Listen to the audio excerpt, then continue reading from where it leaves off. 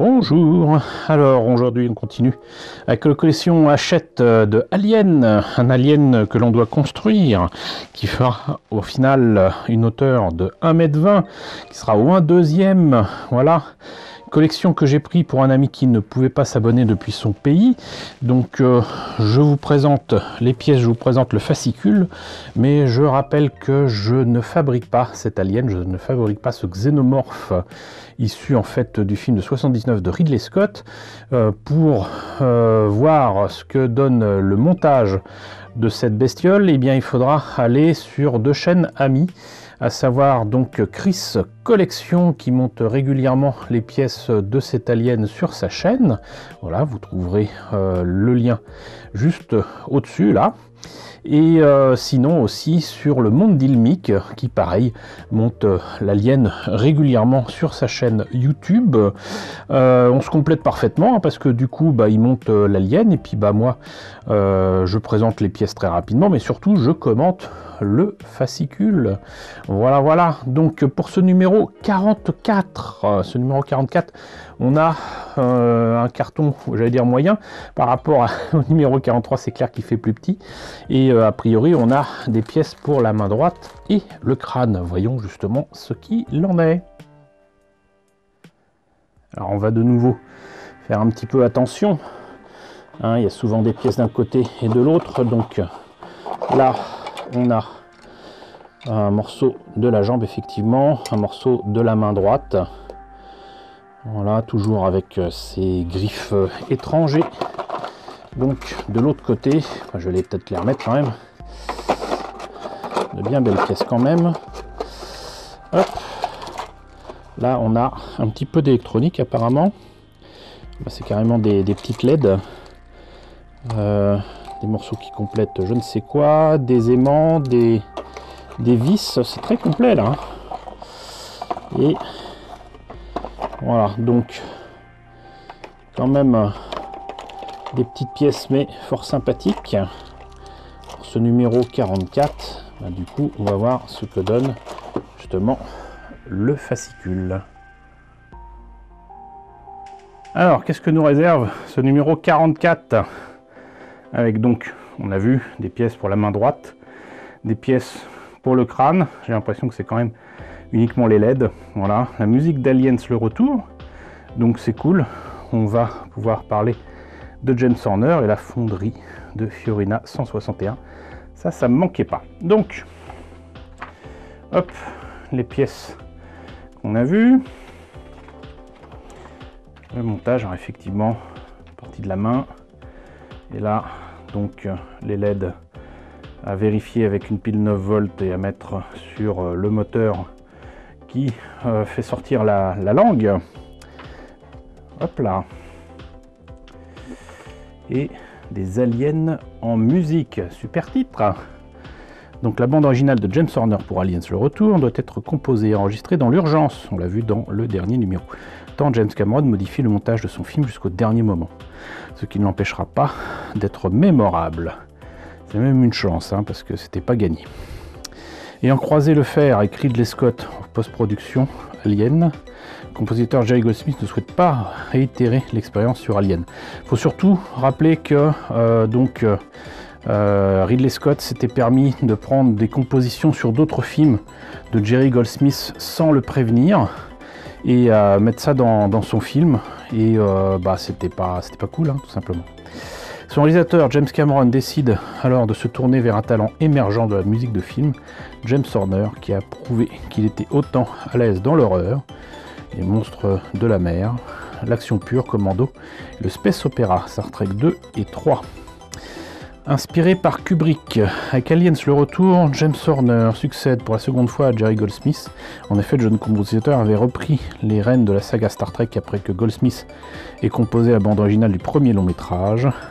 Comme pour Star Trek, Horner décide d'écarter les thèmes les plus caractéristiques du premier Alien et remplace par ses propres mélodies.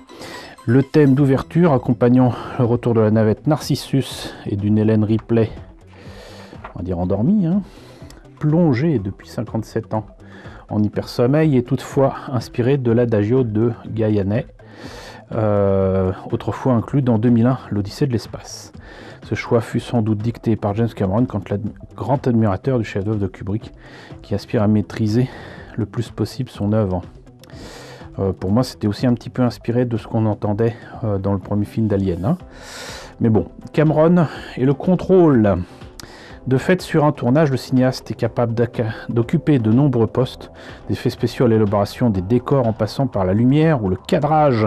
En matière de musique, cependant, les compétences sont moins remarquables, ce qui l'oblige à collaborer activement avec des artistes dont la vision et les intentions vont se confronter aux siennes. Sur Terminator, Cameron avait réussi à garder le contrôle en se tournant vers l'expert de la musique synthétique Brad Fiedel, auquel il demanda d'inclure les mêmes sonorités que sur son premier court-métrage Xenogenesis.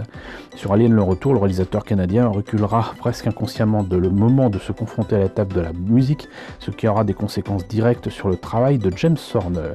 Alors du coup, là, c'est pas du tout ce que j'avais entendu dire, mais du coup, il rejette la faute sur James Cameron, et non pas James Horner, qui visiblement a fait le travail qu'il fallait, mais James Cameron considère que ça s'était quand même très très mal passé, et revenir vers lui notamment pour Titanic lui a semblé évident après la composition de James Horner autour de Braveheart, mais il est allé à reculons.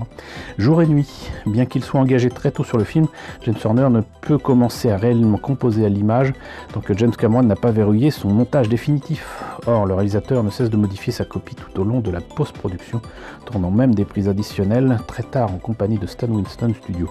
3 mois avant la sortie en salle, le cinéaste décide même de reprendre le montage de certains morceaux de bravoure et de modifier leur mixage sonore.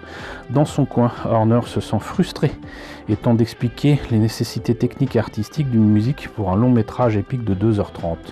Le maestro obtient finalement une copie validée 6 semaines avant la deadline et doit dès lors travailler jour et nuit sur sa composition. Horner sort de l'expérience épuisé et amer, mais l'urgence l'a néanmoins amené à créer quelques morceaux inoubliables, en particulier l'explosif Bishop Countdown, que l'on retrouvera sur des dizaines de bandes annonces hollywoodiennes par la suite, il est vrai.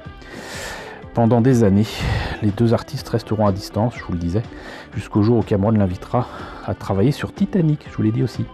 La suite appartient à l'histoire, voilà, puisqu'ils ont continué à travailler ensemble ensuite. Donc, ok, bon, enfin, cela dit, moi j'adore James Horner, hein, sincèrement.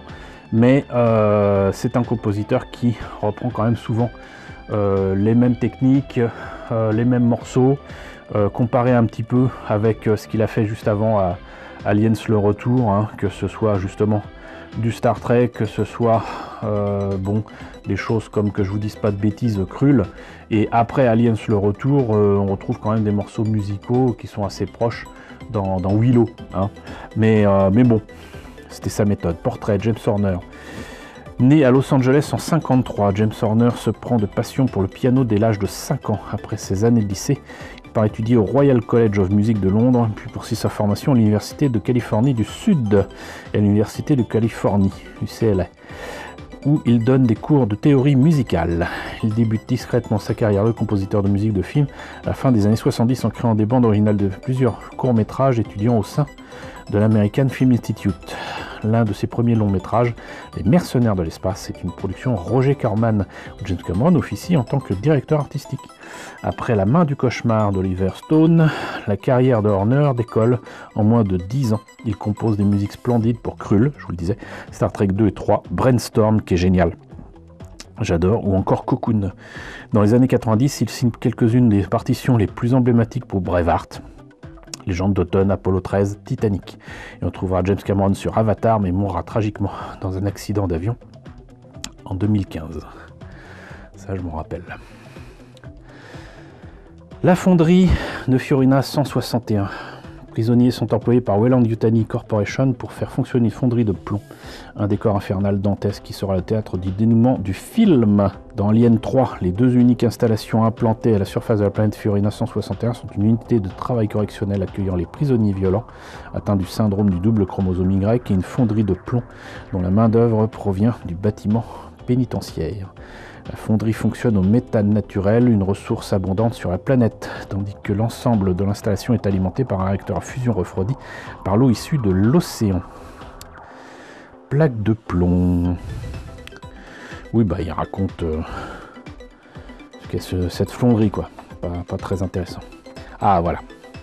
Gothique et art déco. Le concept de cette installation provient en partie d'une version du scénario écrite par David Twohy, on en avait déjà parlé, qui avait initialement imaginé l'idée d'une planète prison. Une vision qui est ensuite enrichie par Walter Hill et David Giller, appelé à la rescousse alors que le tournage est sur le point de démarrer son script complet. La conception du décor est chaotique. Le production designer Norman Reynolds doit détruire ou recycler les constructions effectuées pour le réalisateur précédemment engagé, Vincent Ward, et l'absence d'un scénario terminé rend le design quelque peu aléatoire. Le réalisateur David Fincher commande des décors puis les arpente avec un scénariste afin d'imaginer les séquences qui pourraient s'y dérouler. Mais le studio dénonce les dépenses qui n'ont pas été validées en amont. Faudrait savoir ce qu'ils veulent. Ils mettent la charrue avant les bœufs, à eux de faire face aussi. Au milieu de cette tension permanente, Norman Reynolds parvient tout de même à dégager des lignes directrices, imaginant un mélange d'architecture industrielle massive, de forme gothique ou victorienne, d'art déco, le tout sous influence de l'architecte écossais Charles Rennie Mackintosh. Décor en carton. Ça arrive, Quand vient le moment de concevoir l'extérieur de l'installation, Richard Edlund de la société d'effets spéciaux Boss Film refuse d'avoir recours à un simple matte painting car il veut un décor dont on peut sentir physiquement les dimensions, comme les vues de Los Angeles de Blade Runner. Mais à ce moment de la production, l'argent vient à manquer. Aussi le responsable des maquettes David Jones décide-t-il d'utiliser les matériaux peu onéreux comme de la mousse et du carton. Surnom donné à la maquette sera d'ailleurs le décor en carton. Et de se focaliser sur des détails réalistes et une utilisation intensive d'ombre pour donner une impression de volume. Le résultat est saisissant. Effectivement, franchement, c'est un film mal aimé. Mais franchement, quand on sait le chaos que ça a été de le faire, le résultat est quand même assez sympa. Du retard à l'allumage. La construction du décor de la fonderie de plomb dans les studios de Pinewood, en Angleterre, où historiquement tournait le saga, est une véritable épreuve. Il faudra pas moins de 12 semaines pour le terminer, à raison de 6 journées de travail par semaine, 14 heures par jour. Il faut dire que Norman Reynolds a imaginé un lieu particulièrement complexe et que l'intention portée au détail par David Fincher, qui a par exemple l'idée de multiples chaînes qui pendent du plafond, complique encore les choses. Malgré les horaires de travail délirants, le délai initial de fabrication ne pourra pas être tenu et ce décor contribuera au retard de planning excessif et problématique que connaîtra le tournage. Les tensions entre le réalisateur et le studio culminent lorsque les exécutifs décident d'interrompre le tournage bien que le film ne soit pas terminé. Le temps de monter une première version et d'évaluer les scènes manquantes.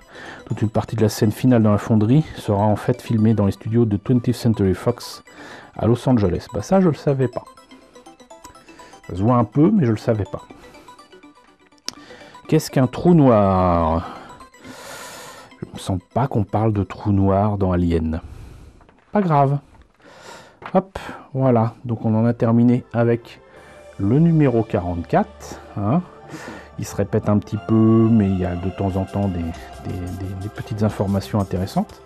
Donc en tout cas, j'espère que la présentation de ce numéro 44 d'Alien vous a plu. N'hésitez pas à me dire ce qu'il en est dans la section commentaires. N'hésitez pas à liker, n'hésitez pas à partager, n'hésitez pas à vous abonner si ce n'est pas déjà fait. Coucou aux nombreux abonnés qui nous ont rejoints ces derniers temps. Bienvenue ici. Coucou aux grands anciens qui me suivent depuis 6 ans. Merci à tous de votre fidélité, merci à tous de votre soutien sur Tipeee et sur Paypal. Surtout, prenez soin de vous.